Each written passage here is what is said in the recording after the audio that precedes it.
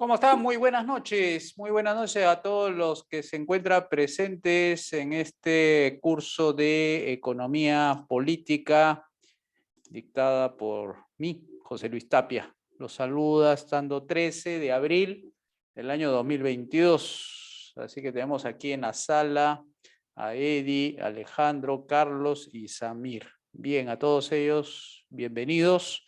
Y vamos a comenzar nuestra sesión de hoy día con el material que les he enviado estos días. Lo voy a colocar acá para ir a hacerle seguimiento. Bien, el título del tema es las rentabilidades de hoy y mañana. Bien, lo que podemos decir de esta excelente forma de enfocar lo que los empresarios hacen es que no hay duda que la gran motivación que tiene desde el punto de vista económico es que los empresarios tengan una recompensa llamada en su emprendimiento rentabilidad. Es decir, nadie regala su trabajo. Son pocas las personas que lo hacen. Ya, pero no es un motivo económico eso, es un motivo de otro orden. Pero aquí estamos hablando de economía. Entonces, nosotros estamos viendo que la rentabilidad es una recompensa al esfuerzo realizado, ¿no? Estas rentabilidades en el libre mercado son premio a su esfuerzo, premio a su creatividad, premio a su innovación. No es lo mismo que las rentabilidades obtenidas en una economía regulada, controlada, mercantilizada, con leyes, privilegios, regulaciones, donde también hay rentabilidades, pero en un mercado libre las rentabilidades son menos complicadas de realizarla en un esfuerzo creativo. En las que están reguladas, sobre todo muy anexadas al poder político, esas rentabilidades a veces dependen de terceras personas y no del esfuerzo empresarial. Por eso que en una economía libre, prácticamente todo lo que hace el empresario es lo que se llama descubrir la oportunidad de hacer negocio. Ahí está la clave del negocio, descubrir esa oportunidad de ganar, de esos desajustes de mercado que son insatisfacciones subyacentes. Y lo que hace el empresario es descubrir y sacarla, exteriorizarla y objetivizarla para que se pueda conocer a nivel de la empresa misma y de los socios que estén involucrados en este negocio. En las rentabilidades del otro tipo, de la economía intervenida o la del Estado, la rentabilidad no es muy limpia porque a veces depende de terceras personas, ¿no? Por ejemplo, cuando van a la autoridad y solicitan unos ciertos permisos, autorizaciones, licencias o lo que se llama la ventaja fiscal se obtiene porque hay un tercero que lo otorga. Y mucho depende de esas licencias, autorizaciones o permisos para que el negocio camine y obtenga rentabilidades. En esa transición entre obtener la licencia y decidirse hacerla, evalúa costos y beneficios el empresario. Y en esa evaluación considerará si lo que va a pagar o lo que va a asumir como gasto para obtener esas autorizaciones están por debajo del beneficio a obtener. Si el beneficio a obtener es mayor que el costo que va a incurrir, entonces procede con hacer las acciones que correspondan a obtener dichas autorizaciones. Cuando no obtiene esas autorizaciones o le es difícil al empresario obtenerla, entonces incurre en gastos adicionales en tanto quiera conseguir el objetivo de hacer funcionar la empresa. Entonces recurrirá a pagos extras. Esos pagos extras para acelerar, para relajar o para obtener en menos tiempo una autorización, un permiso, eso se llama trasladar rentas del sector privado al sector estatal. En el enfoque, este último, la Escuela de Elección Pública, que la lidera o la lideró el señor James Buchanan, George Stigler y John Mueller, señalaban que esa transferencia de rentas se obtiene porque los grupos de presión tienen capacidad de influir en las decisiones públicas. Si tú como pequeño empresario tienes dificultades y vas a la autoridad te va a rechazar tu pedido, porque no, tu influencia en su ámbito de desenvolvimiento es como una gotita de agua en un gran vaso. Más bien, aquellos que tienen llegada a la autoridad y que tiene que realizar pagos extras, es porque tiene una gran capacidad de influencia. Y ahí está el acceso que tienen las grandes empresas que las que tienen las micro y pequeñas empresas. El costo de organización, que es algo que también dijo Gary Becker, otro premio Nobel de Economía, para empresas grandes es mucho más bajo que los costos de organización para las microempresas. ¿Qué se entiende por costo de organización? Por ejemplo, ponerse de acuerdo miles de empresas es más costoso que ponerse de acuerdo 2 o 3 empresas.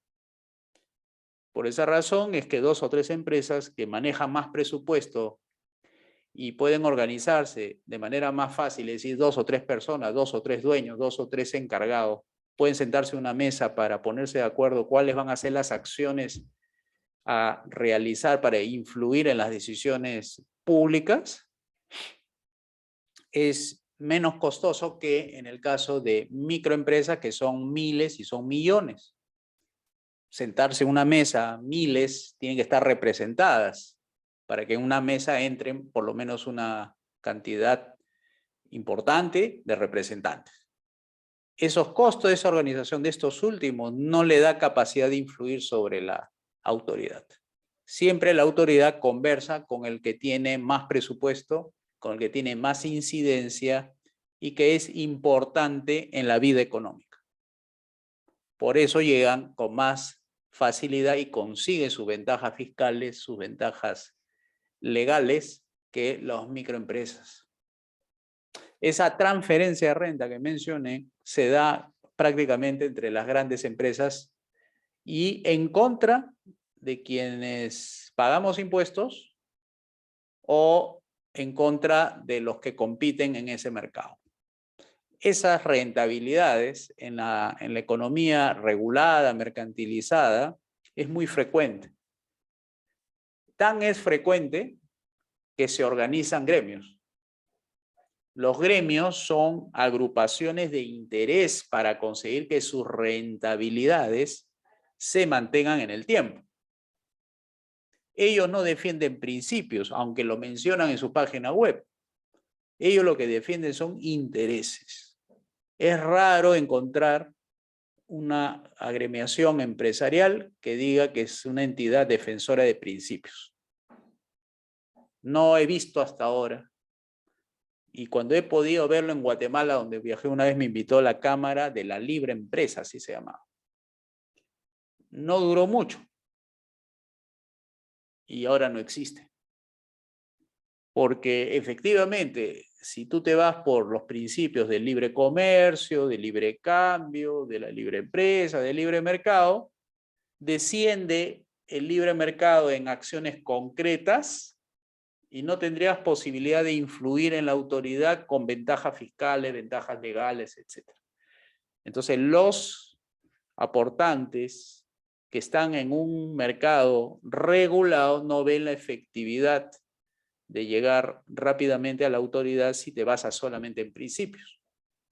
Entonces, las agremiaciones se tornan en relación a intereses. Intereses de querer modificar las políticas públicas que afectan la rentabilidad de los negocios. Y se organizan en capítulos, ¿no? Capítulo que ve el tema fiscal, capítulo que ve el tema productivo, el otro capítulo que ve medio ambiente, el otro capítulo que ve comercio electrónico. Es decir, las políticas públicas, como están organizadas en el país bajo un esquema burocrático, se arman comisiones internas dentro de estas agremiaciones para hacerle seguimiento, eso se le dice observatorio, seguimiento a las modificaciones legislativas y de políticas públicas. Todos los gremios tienen institutos de estudios, así le llaman, ¿no? Instituto de estudios. Pero en realidad hacen lobbies, hacen reuniones frecuentes con los que diseñan y ejecutan las políticas públicas.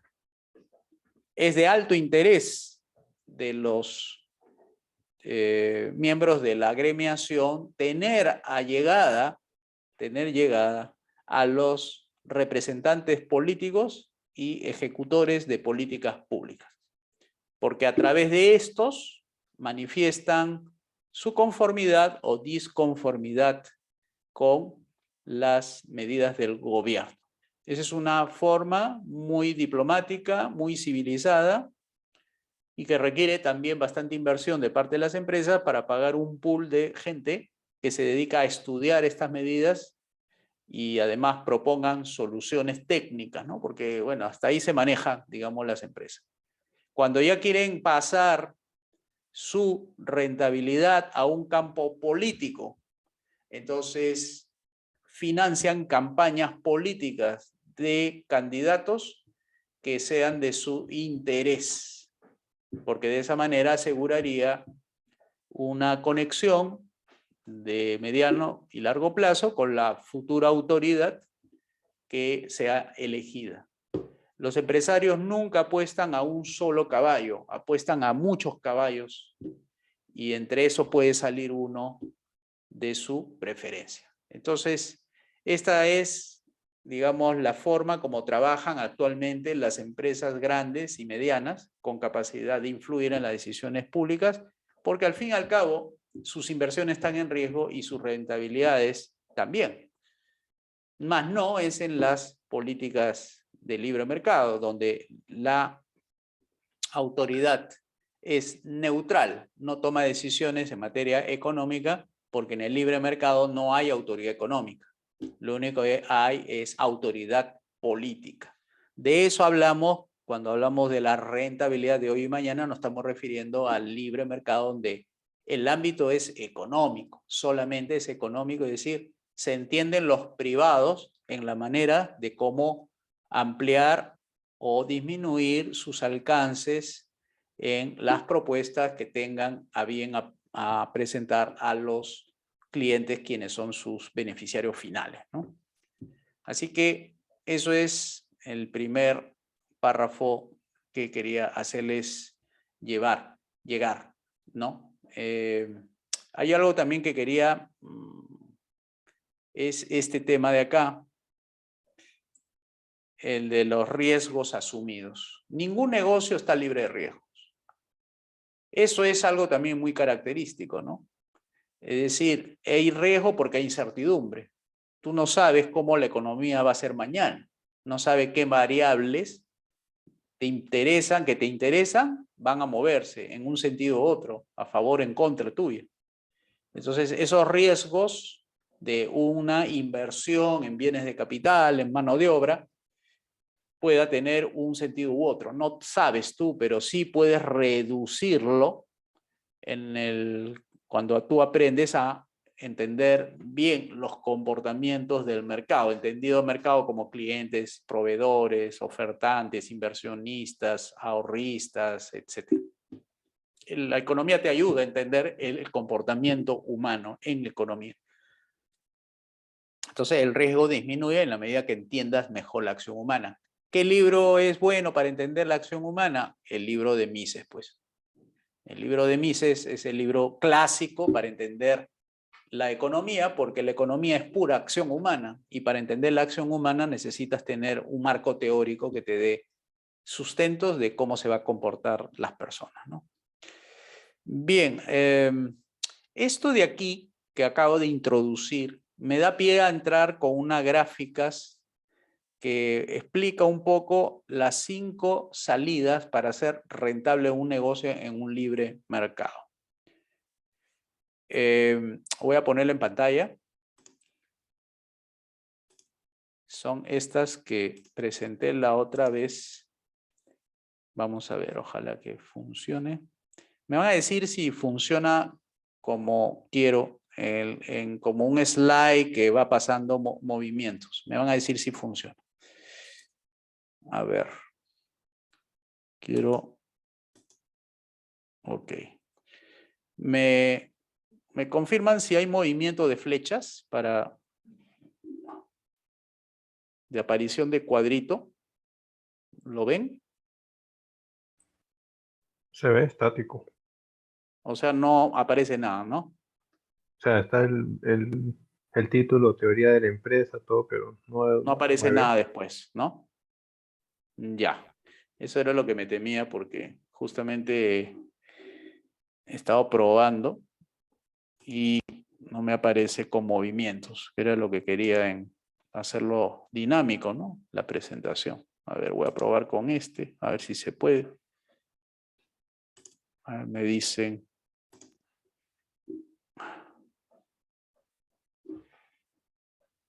A ver.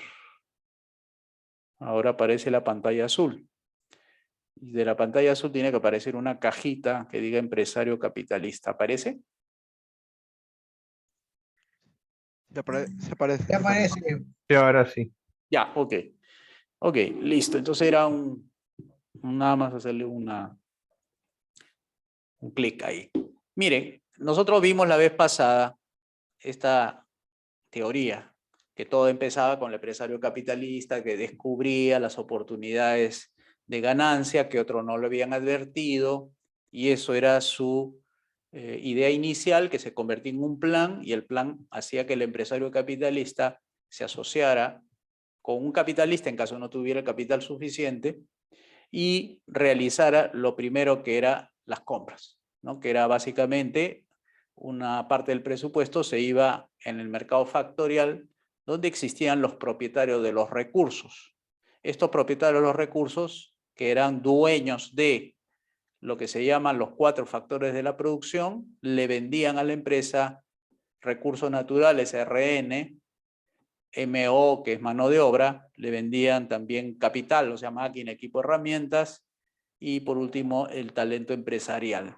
Todo esto, la empresa lo compra con dinero. El dinero pasa de la empresa a los propietarios de los recursos, y los propietarios de los recursos finalmente le traslada la propiedad de los recursos naturales, de la mano de obra en forma de horas, el capital en forma física o intelectual o dinerario también puede ser, y finalmente el talento empresarial vendría a ser los resultados de la gestión que le ofrece a la empresa para rentabilizarla. Una vez obtenido todos esos 4 factores, la empresa lo procesa y empieza a transformarlo, como vimos en un modelo que se llama de las 4 etapas, a fin de ponerlo en productos o servicios. Se dirige principalmente a un cliente llamado consumidor final, que es la jerga en economía, en un mercado de bienes y servicios, también conocido como mercado de la riqueza, porque la palabra riqueza alude a bienes y servicios. Finalmente, el consumidor, al verse satisfecho con esos productos o servicios, transfiere al empresario capitalista mediante compra una porción de su presupuesto. Entonces, la rentabilidad aparece cuando uno hace balances, cuando el empresario hace balances y empieza a sacar las cuentas de cuánto egresó de su presupuesto versus cuánto ingresó por las ventas realizadas. Toda venta es una compra. Debe decir también cuánto es la compra que realizó el consumidor a la empresa, viene a ser las ventas de la empresa.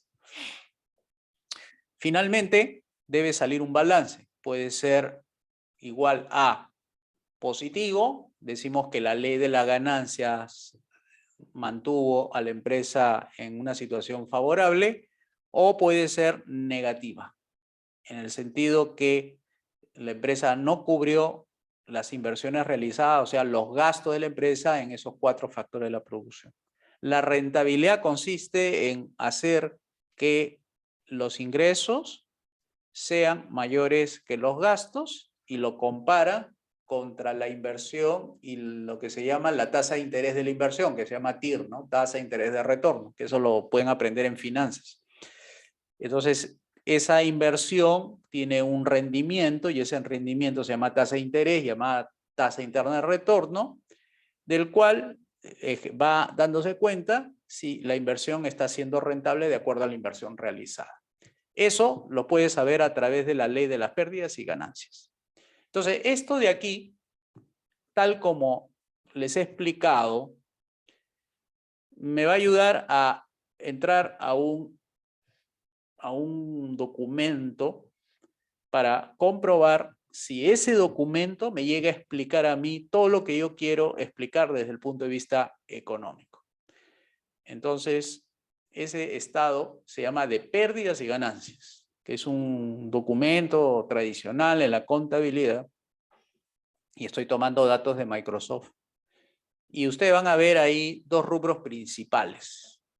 El rubro de ingresos contra el rubro de gastos. De acuerdo a nuestra teoría, la de acá, uno tiene que ver si eso se cumple acá. Porque de nada sirve tomar un documento contable si no va a explicar la realidad económica. Por eso nosotros los economistas nos diferenciamos de los contadores en que las cosas que vemos como número es una máscara, digamos así, la parte de lo que se presenta en forma de números, pero que detrás está todo el proceso económico llamado teoría de la empresa. O sea, esto expresa numéricamente lo que se hizo aquí. Entonces vamos a ver si esta presentación del estado de pérdida de ganancias refiere bastante preciso cómo es la realidad en el mercado.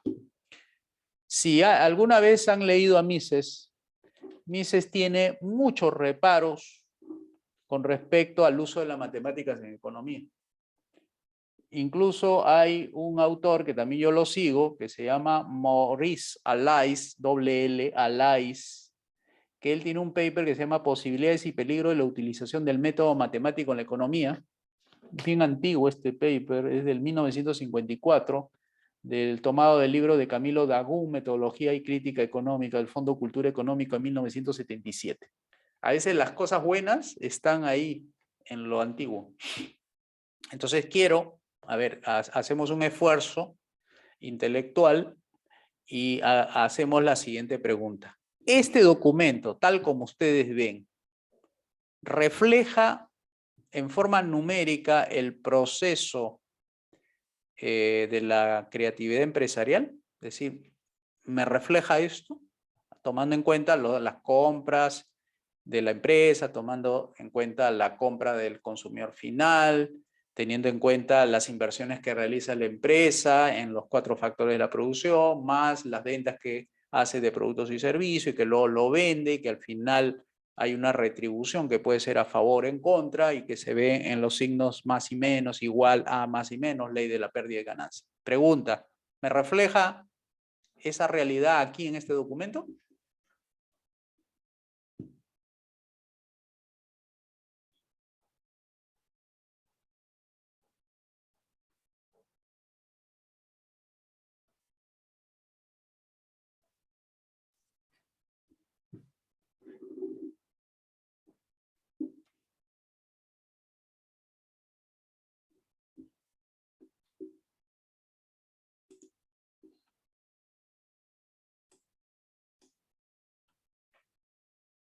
¿Tienen ahí la respuesta? A ver, comencemos por algo importante. El orden, ingresos, gastos, y los gastos están desagregados en sueldos, salarios, coste de capital, gasto de material. Dice, total gastos, 58.000. Total ingresos, 85.000. El ingreso neto abajo, 27.000. Ese orden presentado corresponde a la realidad de la teoría de la empresa. El orden, la presentación.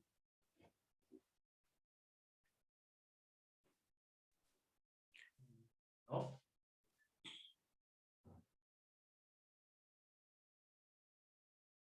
¿No? No, Ya. primero la empresa tiene que invertir para que después venda y tenga ingresos. Así es, efectivamente. La presentación de un documento contable como este no ayuda a entender que la causa de los ingresos son los gastos.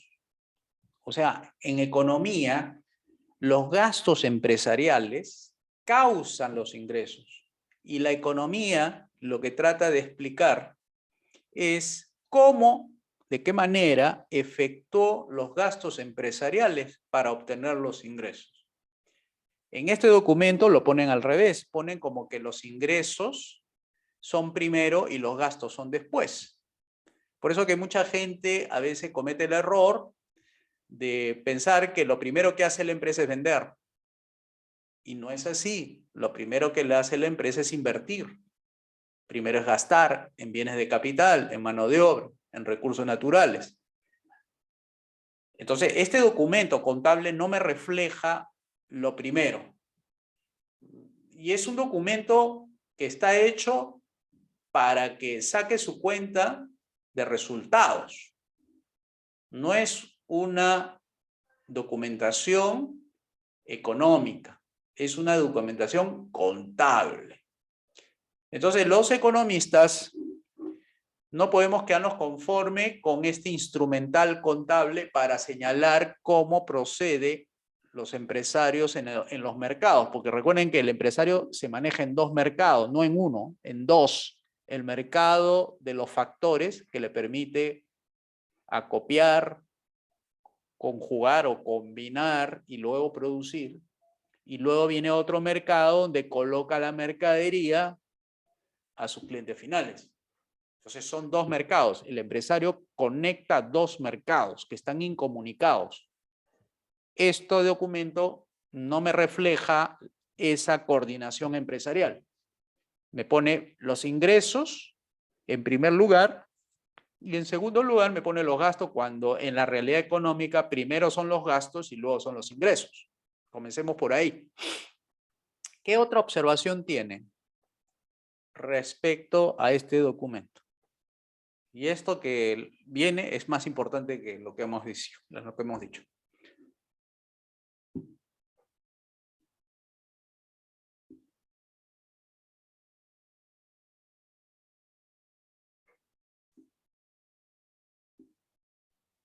Profesor, solamente es un flujo de caja, ¿no? No es un estado de ganancias y pérdidas, ¿no? O Es un un balance, ¿no? documento simple, ¿no? De ingresos y gastos.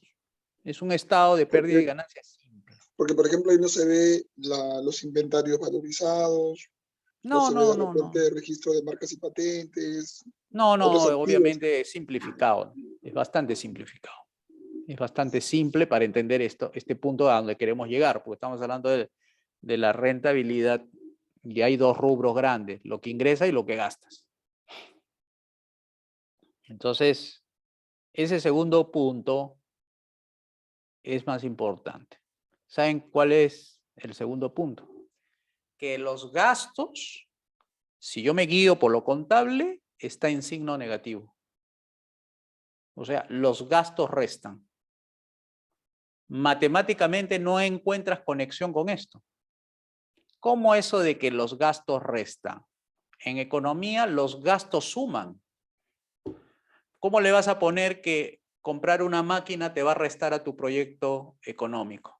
¿Cómo vas a decir que contratando trabajadores te va a restar a tu proyecto económico? cómo es que los empresarios o los que contrate como gestores empresariales me restan al proyecto.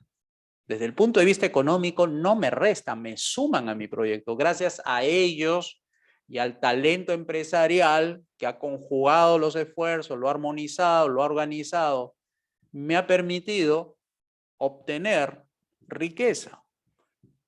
Entonces este documento me pone en negativo, me pone como que me resta a mi proyecto económico el yo que realice esos esfuerzos. Es al revés. Los sueldos son positivos, los costos de capital son positivos, los gastos de material son positivos porque gracias a esas compras que he realizado es que puedo obtener los ingresos. Es que puedo obtener el producto que me permite satisfacer aquellas necesidades de ese grupo insatisfecho. Gracias a ello, como que es resta. Como verán, no hay ninguna conexión entre lo matemático con lo económico. Porque si tú te vales de lo matemático para decir algo al que te está leyendo, entonces la parte negativa, que viene a ser el sueldo y salario, que egresa de tu presupuesto, eso negativo tiene una carga negativa en el término de contratar y pagar, y eso es negativo, la salida es negativa, porque tú asocias lo presupuestal con lo económico. Y eso no te hace ver lo positivo que significa tener mano de obra, lo positivo que es tener máquinas, lo positivo que es tener recursos naturales y lo positivo que es tener empresarios. O sea, eso por el signo negativo es que hay una confusión inapropiada de darle un énfasis matemático a un comportamiento humano. O sea, hay una distorsión en la interpretación, incluso llevado esto, fíjense, miren, esto llevado a la macroeconomía, sobre todo cuando hablamos de balanza comercial, exportaciones e importaciones, ponen como malo la importación y ponen como beneficioso o bueno a las exportaciones. Hasta en ese punto ha llegado las matemáticas poniendo el balance comercial de los ingresos y gastos como si fuese la realidad económica. Nosotros, en este curso del ILE, nosotros no hablamos de una balanza comercial, hablamos de dos balanzas comerciales. Una es la que quiere el gobierno, sumar y restar, que es suma todo lo que se llama ingreso de divisas y resta todo lo que es salida de divisas. Ellos le llaman balanza comercial. Nosotros le decimos, pero esa es balanza comercial contable, no es económica. Económica es al revés. Todo lo que entra en forma de riqueza es positivo. ¿Y qué es riqueza? Todos los bienes y servicios que vienen del extranjero. Por tanto, la importación de bienes y servicios del extranjero en economía es positivo. Y más bien es negativo las exportaciones, porque es la salida de que puede ser materia prima, puede ser bienes terminados, puede ser insumos, máquinas, pero salen del país. Y al salir es negativo, porque estás quedándote con menos riqueza. O sea, está entrando riqueza y está saliendo riqueza. Así que la salida de riqueza no tiene nada de bueno. Eso es porque se nos ha enseñado que una balanza comercial, cuando es negativa, desde el punto de vista contable, es negativa para el país. Eso es falso, por ejemplo, desde el punto de vista económico. A ver, vayamos con Diego. A ver, ¿qué dice? José Luis, entonces, o sea, no estamos satanizando ¿cómo se dice? Esto no es proteccionismo, ¿no? Decir de que se vaya, o sea, ver de como negativo que se vaya un producto, ¿no? Sino que, por ejemplo, si se llegan a aperturar los mercados acá en el Perú, aún si fuera negativo la exportación de nuestros productos, materia prima, en un momento se va a convertir en algo positivo porque cuando se generen empresas acá en el Perú, esos productos se van a quedar. A ver, Si tú dices que se crea empresas exportadoras, ¿eso es positivo para el país? Bueno, no, o sea, no, pues, ¿no? Porque, o sea, lo ideal es que se haga acá las cosas, ¿no? Como en China. A ver, lo explico de otra manera, ¿ya? Porque no me he hecho entender, esa parte no quería decir, pero no está mal que se creen empresas o que se exporte. Lo que digo es, en forma general, que la salida de riqueza es un precio a pagar por la riqueza que viene. Es decir, nadie te va a dar un televisor de afuera, un extranjero no te va a regalar un televisor porque eres peruano. El extranjero te va a decir, ¿quieres televisor? Dame algo a cambio. Nada es gratis, ¿no? Ya saben, nada es gratis en economía. Entonces, el extranjero recibe algo a cambio y él te entrega algo a cambio. Lo que sucede es que como en la actividad del comercio exterior, lo que está al medio entre bien y bien es el dinero, entonces se piensa que el dinero es riqueza. Y eso ha generado el mercantilismo. El mercantilismo es una política bastante antigua, del siglo XVI, estamos a 1500. La razón de los españoles de venir, una de las razones de los españoles de venir a tierras nuevas, como es el continente americano, eran porque dentro de sus misiones, dentro de lo que tenían en mente, eran obtener oro para la corona española, para Reina Isabel. Entonces, cuando encontraron oro acá en el Perú, entonces ya había la justificación para ir a donde la reina y decirle, mira, aquí hay oro, así que podemos instalar su reinado, extenderlo a tierras americanas. Así que el énfasis que le pusieron a la política comercial del reinado de España era trasladar la mayor cantidad de oro de tierras americanas a España. Entonces, todo lo que era oro exportado allá era bien visto. Y la política comercial que aplicaron para que se pagara con oro era restringir las importaciones en España y favorecer las exportaciones de España hacia los reinados, hacia los virreinados de acá en el continente americano. O sea, buscaba dificultar la entrada de productos importados acá para lograr que cualquier exportación que se llevara a cabo se desalentara, porque cualquier exportación que se hiciera desde la colonia hacia España tenía que necesariamente pagarse en oro, porque recuerden que el mecanismo de intercambio indirecto era bien por oro. Así era la moneda en esos tiempos, el patrón oro, el patrón plata. Entonces, la mala política económica de los españoles los condujo a un aumento sostenido de entrada de oro al reinado, al punto que les llevó a una inflación, porque mucho oro entró a España, mucho oro entró a Europa y se produjo la revolución de precios. O sea, las inflaciones no es reciente, no es del siglo XX, las inflaciones son antiguas. La peor inflación es la de este emperador. ¿Con oro fue inflación? Claro, puede haber inflación con oro, por supuesto. Cuando hay exceso de oro, entonces puede causar inflación, porque le está dando poder adquisitivo a la gente para que compre.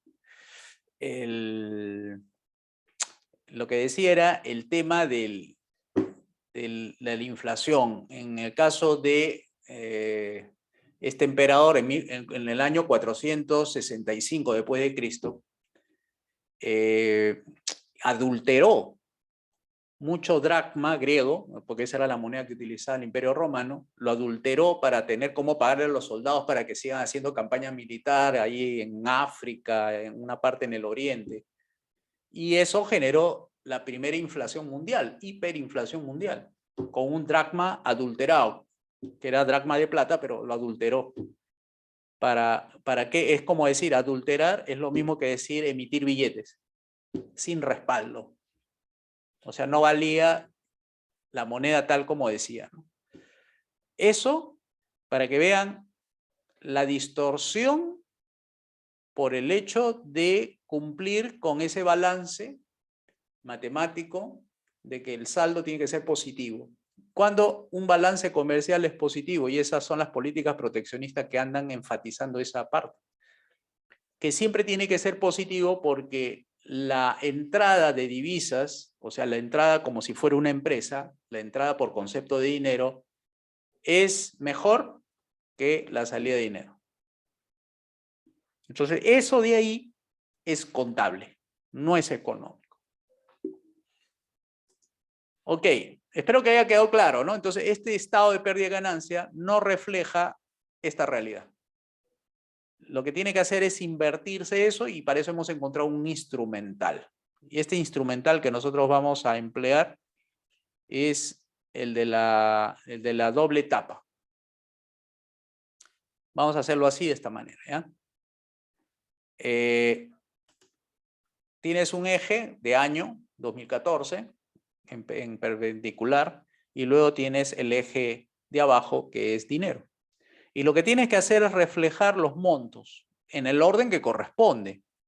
Los gastos es el causante de los ingresos, que en este caso se ha invertido $58.000.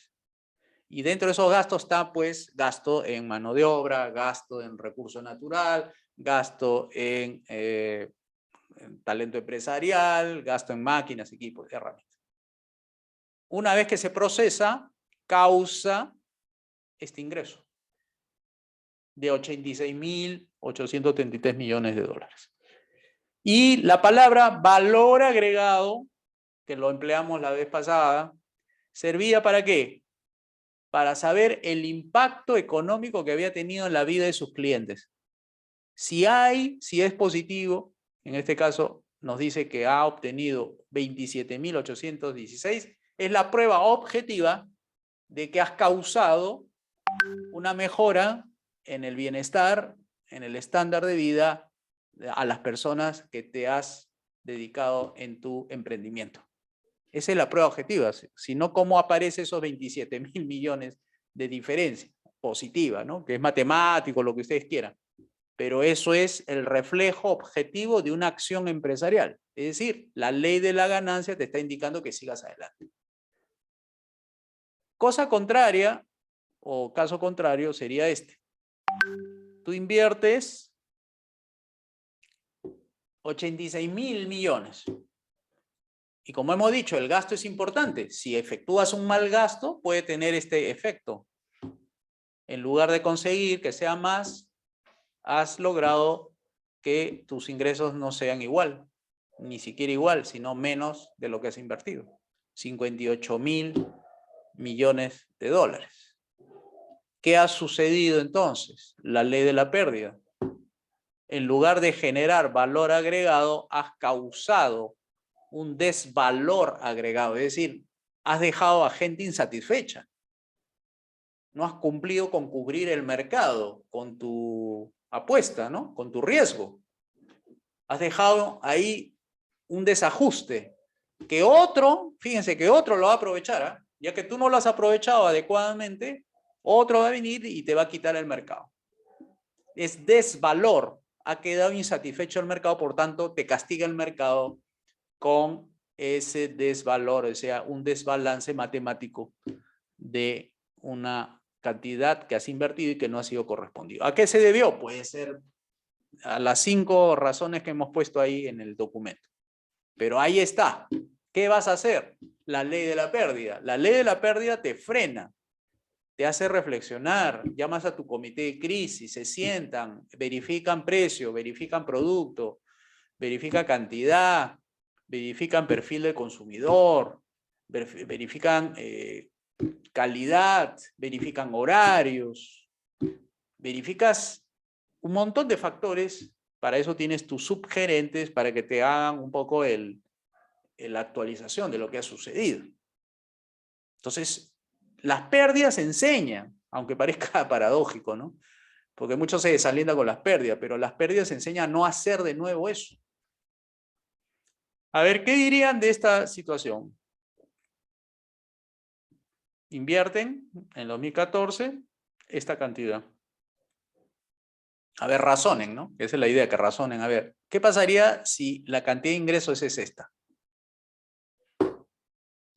¿Qué interpretación le darían ustedes?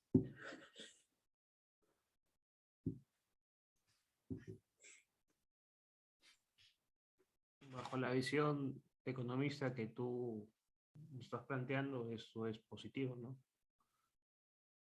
Positivo. Sí. ¿Qué más?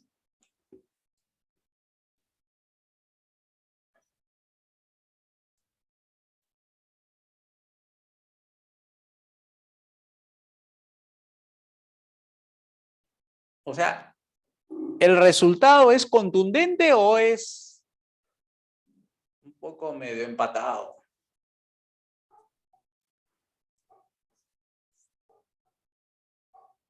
Prácticamente ha recuperado lo invertido nada más, porque la ganancia no es significativa.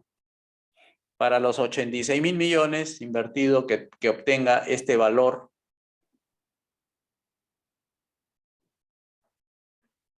En economía, por eso repito, ni siquiera en economía esos 67 es motivo de alegría.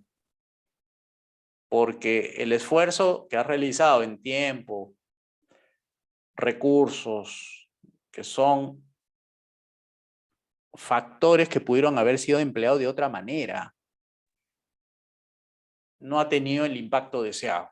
Porque has percibido solamente 67 de 86.000. O sea, es como si tú le dijeras al inversionista, al que ha puesto la plata en tu negocio, mira, acá está tu retorno de tu inversión. Pusiste acá $1.000 para mi pequeño negocio, $1.000, y te doy un centavo de dólar. Matemáticamente es ganancia, ¿no? ¿O no? Un centavo. Has puesto $1.000 y yo te doy $1.000 más un centavo. Ahí estás ganado un centavo. ¿Y el que iba a decir?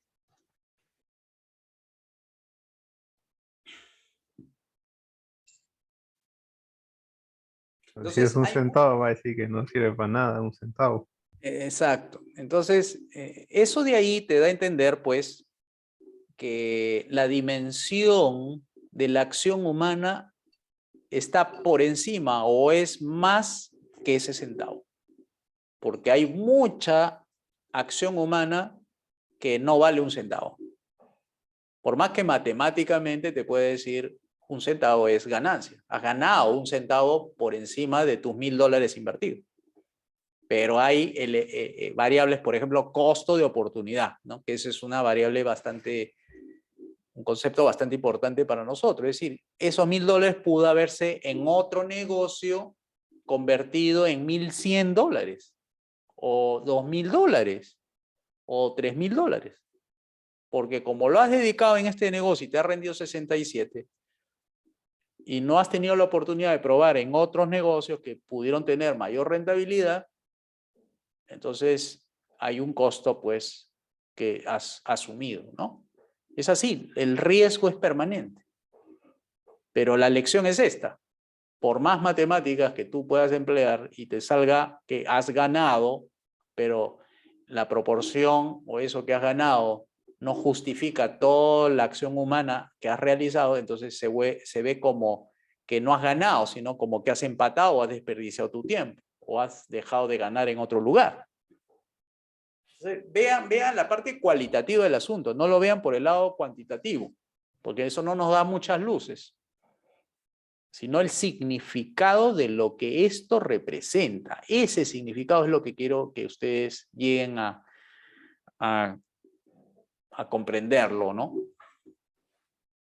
Bien, esto es de un caso ahí de Microsoft, pero también hay formas de analizar cosas con la expectativa de ganar. O sea, también tienes con esta herramienta tienes también para proyectarte. Por ejemplo, en esta. Supongamos, tienes una gráfica así en estos términos y la perspectiva de gastos y la perspectiva de ingresos va a estar supeditada a esta gráfica, fíjense. Y la pregunta que viene a continuación es, ¿debes o no debes invertir?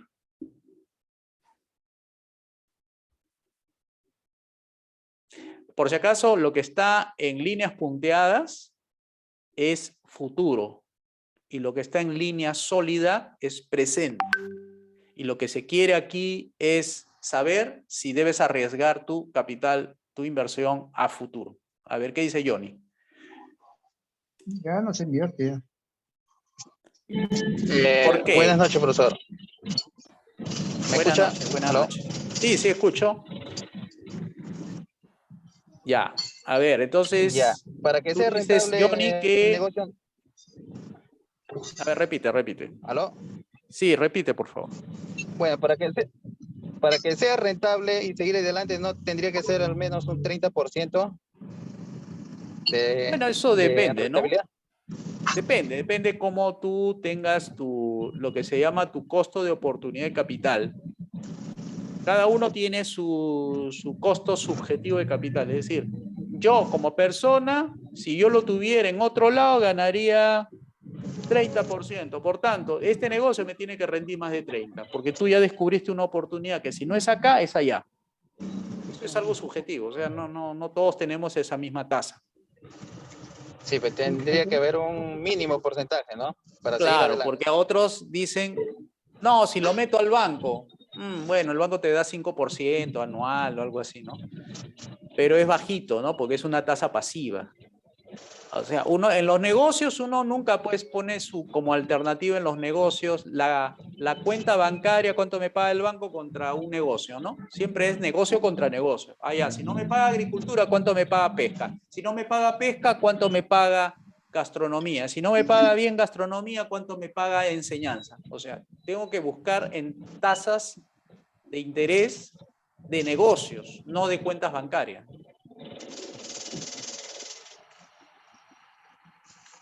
Entonces, Claro, porque con la... Sí, con continúa. las ganancias, con las ganancias y rentabilidad se vuelve a invertir también, pero ahí no veo oportunidad de volver a invertir, ¿no? Porque el margen de ganancia es poco, ¿no? ¿A qué te refieres? ¿Con el margen de ganancia de la línea Ahí sólida o de la línea punteada? de la línea punteada, bueno.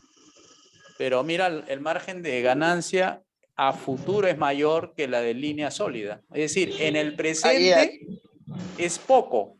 Ahí ya está creciendo, ¿no? Ah, de verdad. Y claro, dice, yo gasto más a futuro para obtener un valor agregado.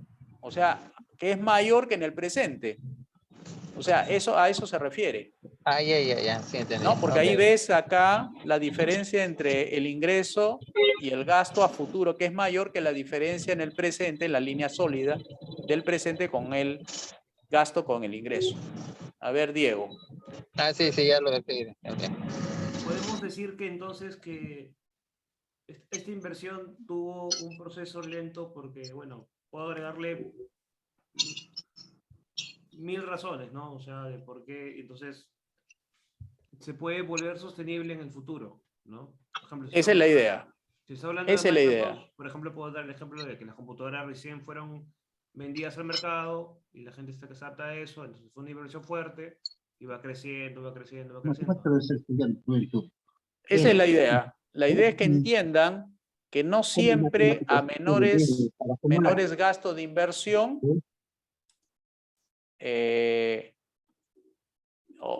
menores gastos de inversión tienes menores ingresos. Puede ser que a mayores gastos de inversión tengas mayores ingresos, solamente que lo anterior, lo que hiciste, no fue suficiente. Es decir, todavía había cierta cobertura de mercado insatisfecha. No has logrado el todo, has logrado una parte del todo y todavía tienes margen para invertir más y porque te da la información que vas a obtener mayores valores agregados. A eso se refiere la gráfica de acá. A ver, vamos a la siguiente. ¿Deberíamos o no deberíamos realizar la inversión en la gráfica que viene? Esta de acá.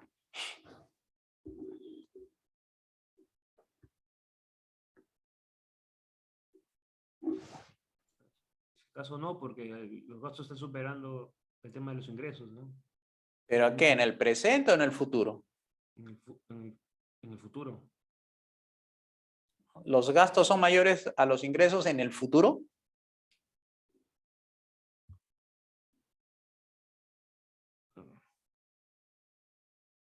¿O los gastos en el presente y los gastos en el futuro son menores en el futuro? Me mareo, ¿verdad? Claro, por eso que digo, como tiene abstracción esto, entonces miren bien, ¿debe invertir a futuro o no? Porque si ustedes se fijan solamente en las nuevas perspectivas de ingresos, no es buena idea guiarte de eso. ¿Cuál es el criterio entonces para invertir? ¿Es tener más ingresos o tener más rentabilidad?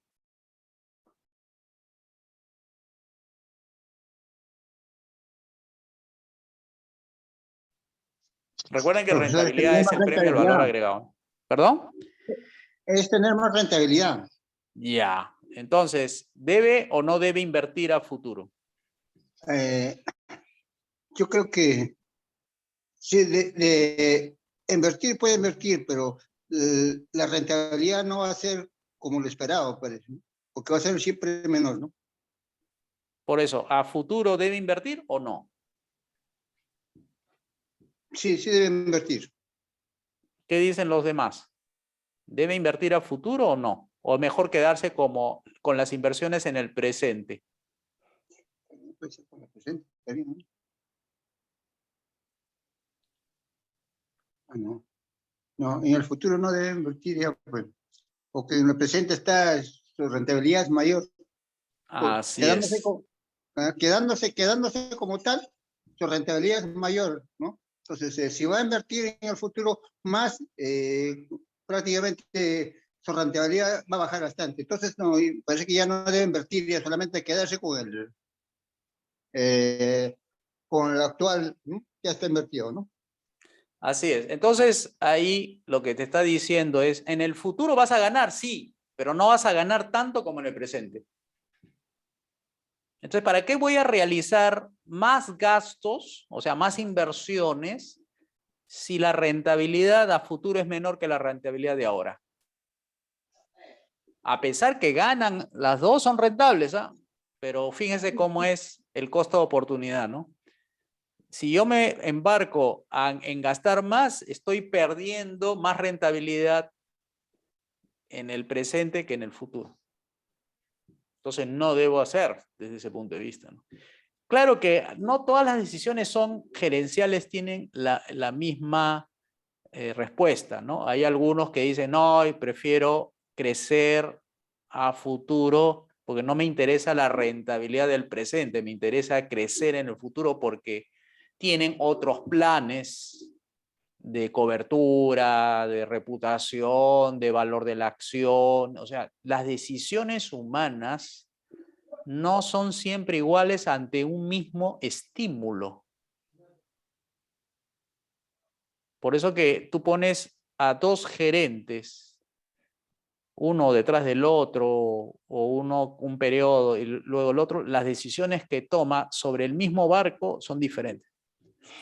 Unos son más arriesgados, otros son más conservadores, uno prefiere la calidad, otro prefiere el precio, es decir, las estrategias de crecimiento no son siempre iguales, ¿no?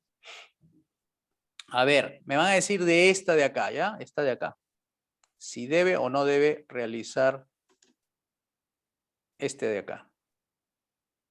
Recuerden, el futuro es al revés, no es hacia la derecha, es hacia la izquierda. O sea, el presente se inicia en las líneas punteadas y el futuro termina en las líneas sólidas. Entonces, ¿debe o no debe ahorrar inversión? Ahorrar costos por inversión. O sea, acá te está diciendo, vamos a disminuir los gastos de inversión. ¿Debe o no debe hacerlo?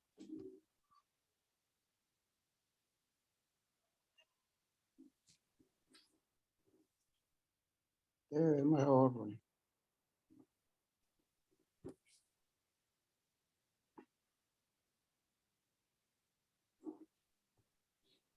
Sí, claro.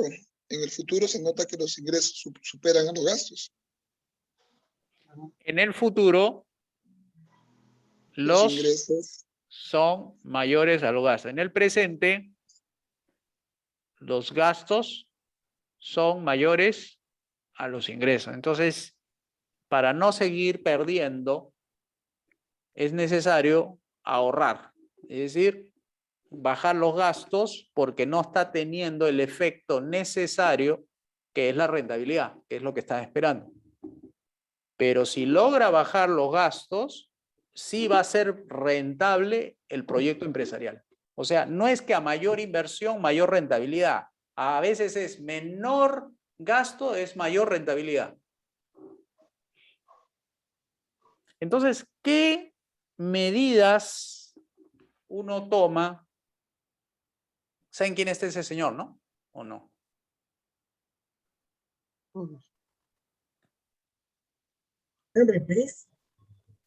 Él es Warren Buffett, ¿no? Es un inversionista, para que lo conozcan, ¿no?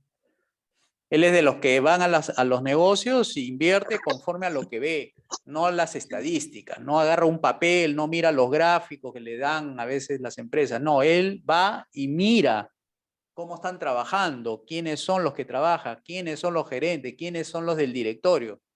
Él ha aprendido a invertir no valiéndose de las matemáticas ni de las estadísticas, él ha aprendido a ganar dinero viendo la realidad, que las estadísticas a veces no te lo dicen todo, ¿no?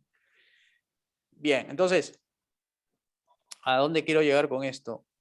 Con esta pregunta es a estas 5 formas, 5 salidas para hacer rentable una actividad empresarial. Sobre todo la que hemos visto, la última. ¿Qué puede haber pasado? ¿Por qué una empresa en el presente pierde y decide cortar gastos empresariales para hacerse rentable? Puede ser una por precios, otra por costos, otras por volumen de producción, otro es por desempeño de activos y la última por línea de producción.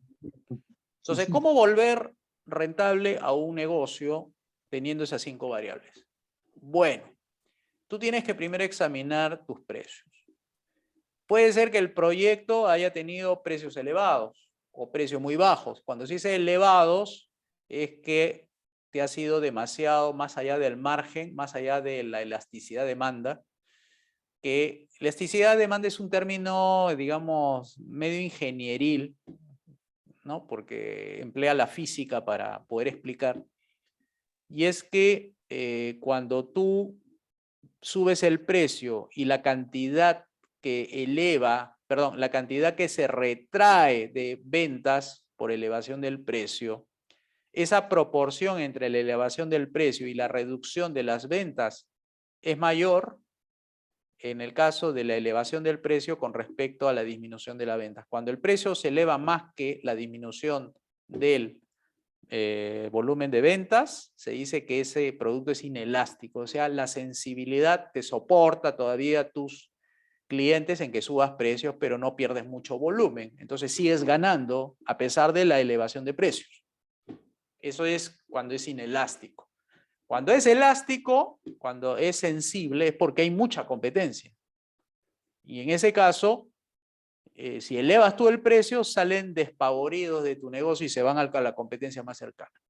Entonces, ahí no te conviene elevar precios, sino te conviene bajarlos. Pero para bajarlos, obviamente, tienes que tener un método de reducción de costos, porque de hecho, si vas a bajar, lo que tú esperas es no quedarte sin margen, ¿no? O por lo menos tener un margen decente para seguir operando. Entonces tienes que buscar cómo bajar costos. Y ahí entra pues el poder del poder que tú tienes. Si eres una empresa exitosa, con marca, que tienes fiel a tus consumidores, los tienes leales, y es exclusivo en el mercado, te puedes dar el lujo de subir precios sin ninguna duda, ¿no? Ese es el caso de los precios. Tienes que examinar si tus precios están demasiado altos o demasiado bajos, porque también por tener demasiado bajo se pierde también. O sea, no llega a compensar por volumen, ni menos por el grado de rentabilidad, o sea, el grado de margen que tienes entre el precio, entre el costo y el precio, ¿no? Depende, es demasiado bajo y estás perdiendo. La otra posibilidad para rentabilidad es tu tema de tus costos.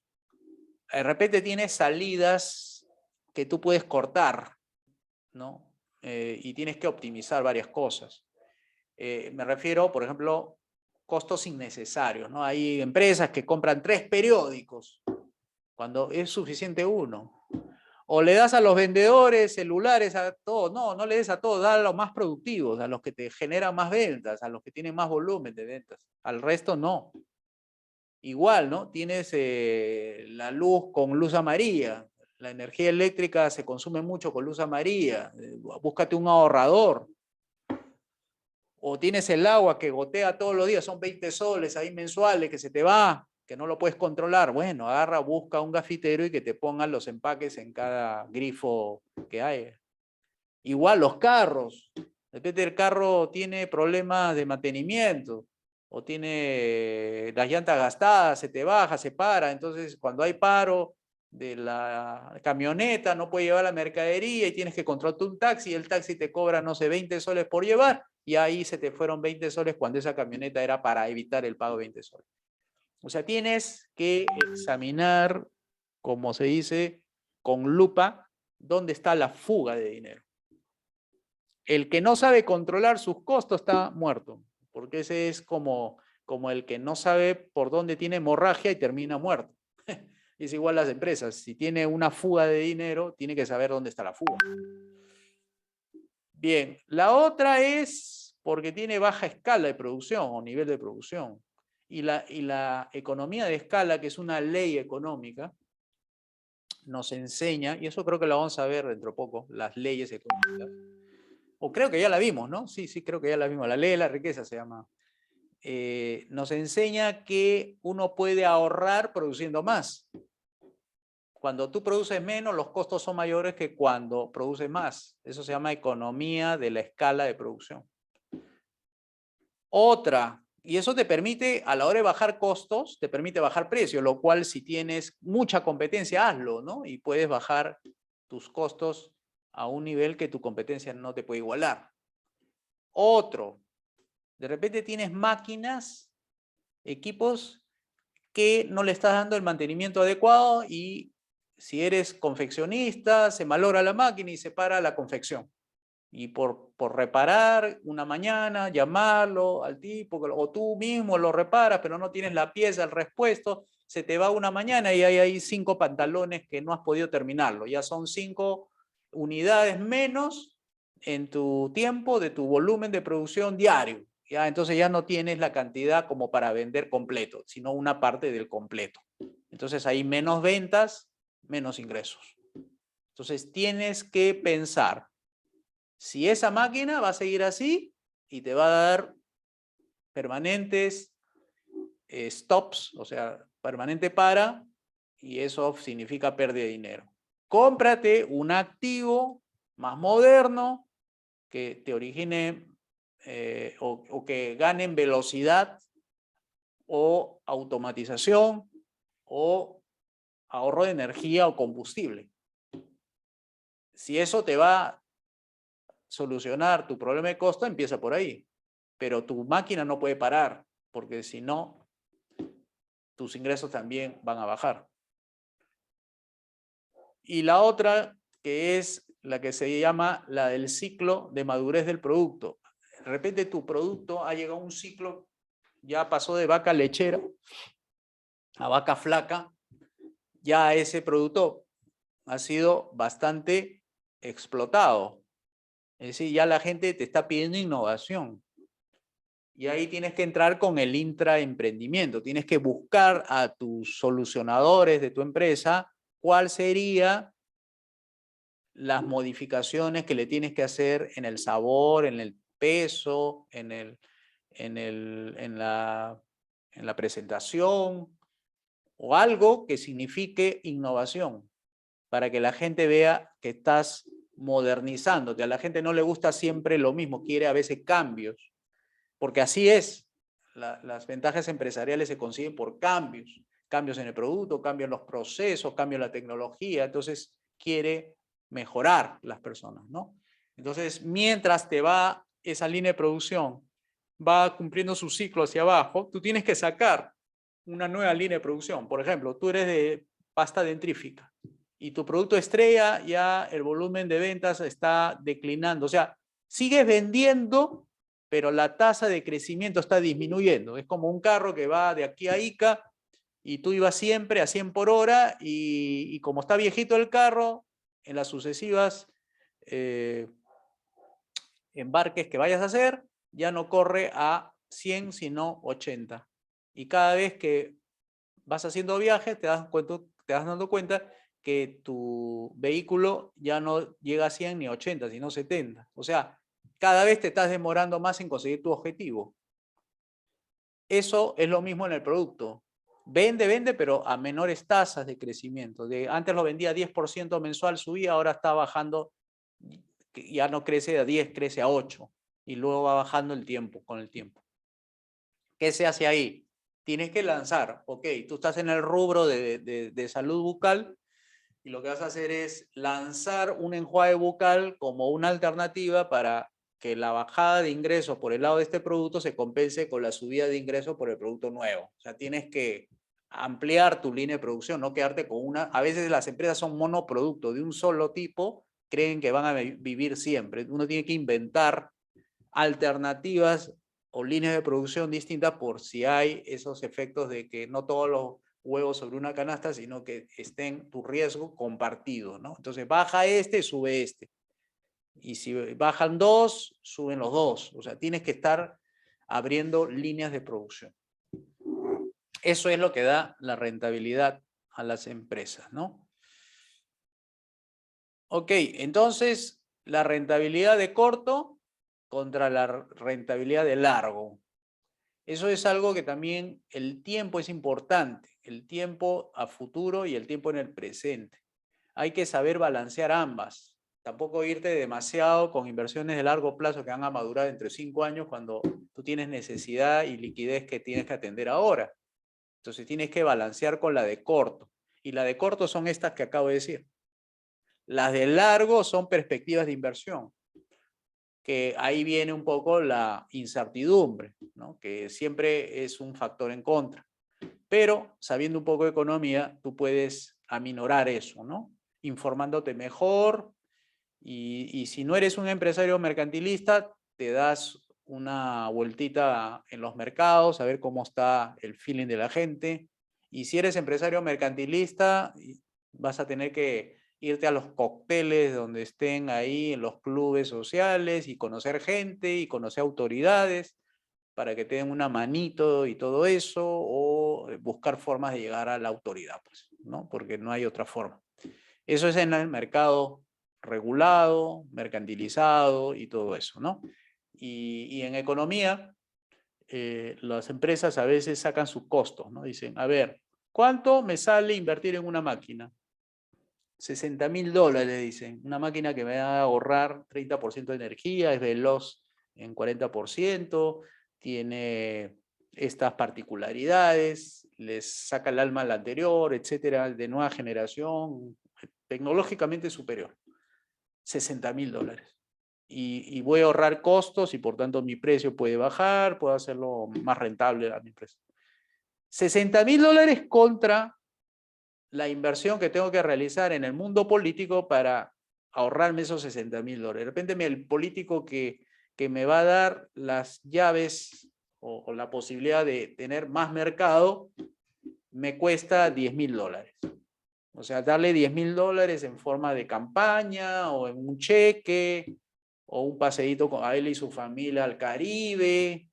Es decir, inviertes 10.000 y obtienes un mercado potente para conseguir lo mismo que en el caso de invertir 60.000 y obtener lo mismo. Entonces los mercantilistas, por un asunto económico, dicen, no, más barato me sale comprar a una autoridad que invertir en máquinas y equipos. Entonces se vuelven empresarios que modernizan poco. Eso es lo que hubo en los 90. En los 90, antes del cambio de constitución, antes de abrir un poco a la competencia, los empresarios eran así, pensaban en ¿cuánto me sale sacar un aviso en el periódico, presionar con comunicados, pagar periodistas, auspiciar programas, influir en la línea editorial del canal y todo eso? Bueno, más o menos $80.000. ¿Cuánto me sale la máquina? 200.000. No, mejor vamos por la vía política. O sea que esos son así. O sea, tenían esa perspectiva. Así que el chino Fujimori entra, rompe eso, parcialmente, bueno, no rompe todo. Y los de la Sociedad Nacional de Industria, que yo recuerdo, sacaban comunicados seguidos por el tema del arancel a las importaciones, porque antes el arancel era pues 15, 25 y 50%, así era. Sacan comunicados que la industria se va a destruir y todo eso. Después del año 93, tú miras los indicadores de apertura de los mercados y la industria, que su participación más o menos era 21% en el año 90, antes del cambio de regla, antes de abrir los mercados, porque antes era más proteccionista por el tema de los aranceles. Ahora tú miras y sigue estando en el mismo nivel del 21, 20%. O sea, era mentira eso de que se iba a destruir la industria, solamente que ellos no querían invertir, no querían hacer reingeniería de los negocios, no querían modernizar, a pesar de que ya todos los países como Ecuador, Chile, ya venían haciendo sus modernizaciones del aparato productivo. Pero estos se resistían, pues, porque no querían soltar dinero, no querían modernizarse, o habían estado acostumbrados prácticamente una década, no, 2 décadas, desde Velasco hasta el año que entró el señor Fujimori, vivían de las protecciones, de los aranceles altos para evitar que las importaciones le hagan competencia a ellos. O sea, fíjense la mentalidad de los empresarios, que ahora ya no es tanto, ¿no? No son tan proteccionistas. ¡Ay, siempre! ¿No? Esa es la vieja guardia de los industriales. Los industriales siempre han sido Sociedad Nacional de Industrias y ADEX siempre han sido los empresarios que han buscado las rentabilidades en el mundo político. Y los empresarios que buscan el libre comercio, el libre mercado, son COMEX, por lo general. COMEX y un poco la Cámara de Comercio de Lima. Ni confía pasa eso, pero esos dos cámaras, ¿por qué? Porque en el caso de la Cámara de Comercio de Lima y principalmente la Sociedad de Comercio Exterior, tienen a mineros muy importantes, o sea, empresas mineras e importadoras bastante importantes como Saga Falabella, Ripley, que compran grandes cantidades de ropa importada. Manda a hacer un poquito acá, pero más compran de afuera. Entonces ellos son los que le dan el peso para hablar de libre comercio. Recuerden, no son principios, son intereses. En cambio, los de ADEX, que son exportadores, pero son exportadores de los saldos de aquellas industrias y empresas que ya vendieron en el mercado nacional y tienen un remanente para vender a los mercados tipo Comunidad Andina, Bolivia, Ecuador y Colombia. O sea, como tienen ventajas arancelarias ahí, entonces entran con mayor facilidad por el acuerdo comercial que hay dentro de esa comunidad.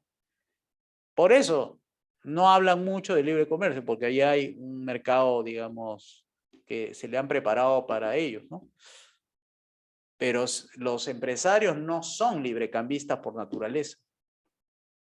Dependen en qué giro del negocio. Los importadores sí son pro libre comercio, porque ellos quieren importar. Los mineros, por ejemplo, no solamente son exportadores de materia prima, también importan maquinaria, importan tractores, importan volquetes, piezas, también de sus fundiciones importan. Entonces ellos quieren libre comercio, no porque sean liberales, simplemente porque su negocio se lo exige así. Entonces tiene más proclividad a aceptar las ideas liberales ellos, porque lo practican. Pero los de ADEX y los de Sociedad Nacional de Industrias sí son bastante proteccionistas porque ellos no están en contacto con el mundo internacional como para que sufran esas regulaciones de la burocracia que no le deja pasar su mercadería y todo eso.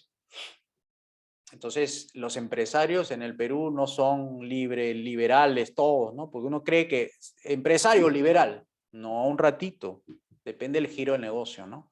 Por ejemplo, Johnny, que conoce bien a sus amigos de Gamarra, no todos los empresarios de Gamarra son liberales, más bien creo que es una buena mayoría que son medios proteccionistas. Pero los que venden cosas importadas, ellos sí son, ellos quisieran que las cosas vengan baratas para poder venderla aquí a precio más barato y hacerle la competencia a los que venden telas caras, ¿no? Entonces, no es que los empresarios por defecto ya sean liberales. Lo que sí, el patrón común es que quieren producir riqueza, quieren comercializar de manera lo más libre posible. Pero aún así, hay empresarios que teniendo la posibilidad de pedir libertad de mercado, prefieren estar protegidos porque quieren impedir que tengan competencia. A ver, Eddie. Buenas noches con todos, profesor, buenas noches. Bueno, gran aporte, profesor Tapia, sobre este tema. Y con eso, se puede ver por qué la Sociedad Nacional de Industrias, por ejemplo, se puso de favor a la elección de Castillo, por ejemplo, ¿no? Incluso ya siendo presidente, incluso decían déjenlo gobernar, ¿no? Y se entiende porque ellos querían proteccionismo, querían seguir en su rubro mercantilizando las cosas, ¿no? Porque mediante estos gobiernos justo de izquierda son los que más lo protegen con la excusa de favorecer a la industria nacional, ¿no? A punta a punta de proteccionismo, ¿no? ¿No? Y ahora se justifica y se entiende por qué su posición, ¿no? Porque mucha gente indignada, pues, cuando entró Castillo, decía por qué un gran porcentaje de los empresarios con grandes capitales acá, simplemente son bien suavecitos y más bien no son opositores, ¿no? Férreos al régimen de turno, ¿no? Ahora se entiende totalmente, ¿no? Por lo menos yo ya lo sabía, ¿no? Yo ya lo sabía, son mercantilistas y esta gente no le conviene, pues, que entre una persona que le abra los mercados, porque definitivamente esa gente va a quebrar, porque ya se acostumbraron ya a que su tipo de empresa siempre tenga pues el proteccionismo, ¿no? Entonces, como no están acostumbrados a la competencia, definitivamente pues su destino es quebrar en un libre mercado, ¿no? Nada más ese comentario, profesor. Muchas gracias, Eddie. Entonces, para ir cerrando con ideas claves, ¿no? Acá la rentabilidad siempre va a ser un premio, porque es lo que espera de tanto esfuerzo, ¿no? Ver si se produjo o no se produjo ese valor agregado, que es la compensación económica, tanto para el lado del que vende, que es su rentabilidad, como para el que recibe la mercadería, que es a quien se debe, ¿no? A esos que sirve para ser servido, ¿no? Dos, no siempre el aumento en inversión equivale un aumento de los gastos a una menor rentabilidad. O sea, no siempre hay eso, como tampoco hay a mayor gasto, mayor rentabilidad. El mundo es incierto, el mundo económico tiene incertidumbre y uno lo puede reducir sabiendo cómo funcionan, cómo operan las leyes del mercado. Las nuevas perspectivas, o sea, cuando uno se proyecta si debe o no debe realizar inversiones a futuros, no se mide o no lo tomas en cuenta solamente en función a los mayores ingresos que vas a obtener, sino al valor agregado que vas a conseguir, que no es lo mismo, ¿no? Se puede tener más valor agregado con menores ingresos y con menores gastos que con mayores inversiones y mayores ingresos y mayores gastos. los gastos finalmente hace posible el resto. La forma de gastar es lo importante. El ingreso es el efecto, por decir así, ¿no? El gran desafío es darte cuenta cómo hacer el gasto, cómo realizarlo, de qué manera. Más mano de obra, menos mano de obra, más insumos, más tecnología, contrata mejores gerentes. ¿Cómo haces eso? Porque no siempre este tema de los gastos son iguales para todos, ¿no? Hay gerentes que son más proactivos que otros, algunos son más conservadores, no le gustan tomar riesgos por la coyuntura, y entonces ante un mismo fenómeno actúan de manera diferente. Entonces, cuando escucho estas cosas del sueldo mínimo, que con el sueldo mínimo, que subiendo el sueldo mínimo, estás de alguna manera, no sé, promoviendo al trabajador, etcétera. Se dan cuenta, eso no, nada más lo que te está dando es un dato de un agregado. Es decir, el sueldo mínimo es un precio uniforme para todas las empresas en el país. Cuando la realidad empresarial es compleja en la propia organización. Entonces, ¿cómo puedes dar una medida agregada, una medida global, una medida para todos por igual, cuando las realidades empresariales son distintas? Yo recuerdo que en Colombia se estaba discutiendo el aumento del sueldo mínimo y creo que ellos tienen sueldo mínimo diferenciado, o sea, tratando de aproximarse un poco a las realidades empresariales, porque no todas las empresas pueden soportar aquí este sueldo mínimo de 1025. Y hay empresas que sí y hay otras que no. Y hay las empresas más pequeñitas que tampoco lo pueden. Y es que no saben, el Ministerio de Trabajo principalmente es el que promueve estas cosas, que cada empresa es una realidad distinta a la otra, por más que estén en el mismo rubro. Lo que pasa es que son dos personas distintas que manejan la empresa a una manera distinta. Entonces, los resultados económicos de dos empresas estando en el mismo rubro, en el mismo lugar, son distintos. Nadie gana igual que el otro, porque uno es más habilidoso en esto, el otro es menos. Entonces, ¿cómo le vas a poner un costo fijo, o sea, un precio fijo, a todas las empresas por igual? Es que no se hace eso, pues. Es que el precio de la mano de obra no se fija desde afuera, eso se fija desde dentro. Es decir, cada empresa tiene una realidad y cada empresa pagará de acuerdo a la productividad que tiene un trabajador en su empresa. No es la misma persona. La misma persona puede estar en dos empresas distintas y puede tener dos productividades distintas haciendo lo mismo. ¿Y de qué depende entonces? Ah, no, es que eso depende de la gestión empresarial. Para que vean, ¿no? O sea, que no es un tema puramente mecánico, ¿no? Puramente administrativo, puramente matemático. No es. Es acción humana y las acciones humanas no son iguales entre una empresa y otra, estando en el mismo rubro, estando en la misma cuadra, pasando los clientes, los mismos clientes por ahí, pero los resultados de cada empresa son distintos. Para mayor información sobre el tema del impacto de las inversiones, los gastos de capital, ahí tienen un libro, el Friedrich Hayek, Teoría Pura del Capital. Luego tienes otra forma de inversiones, ahí lo tienes el oro, una inversión segura. Y por último, para el tema de inversiones, no necesariamente en empresas, sí en bienes como activos, colapso del dólar, la mejor manera de invertir en oro y materias primas, ¿no? De estos dos señores, Turk and Rubino. Bien, llegamos al final de nuestra sesión.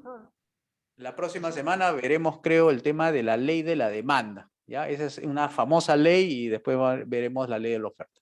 Sí, te escuchamos. A ver, profesor, buenas noches. Habla fuerte, por favor, habla fuerte.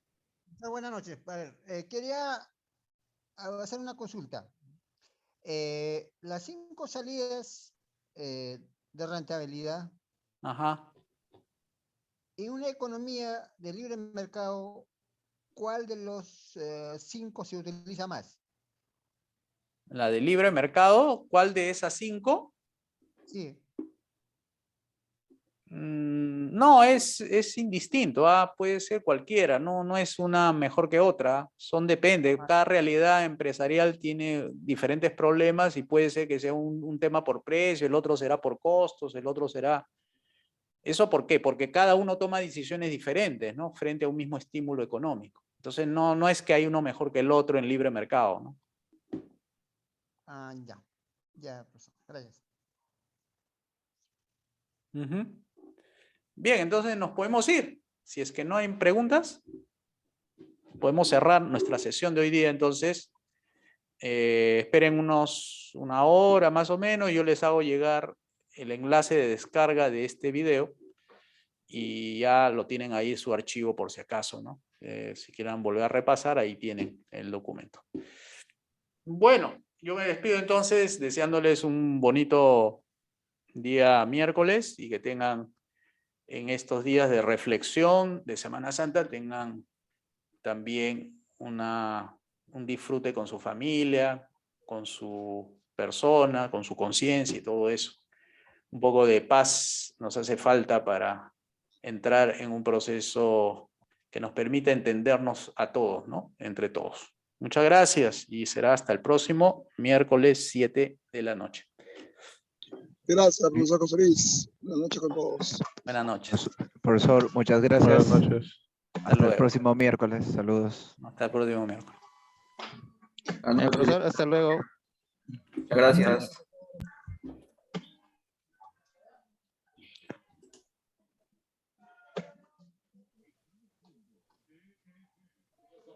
Hasta luego, profesor. Muchas gracias. Chao, nos vemos pronto.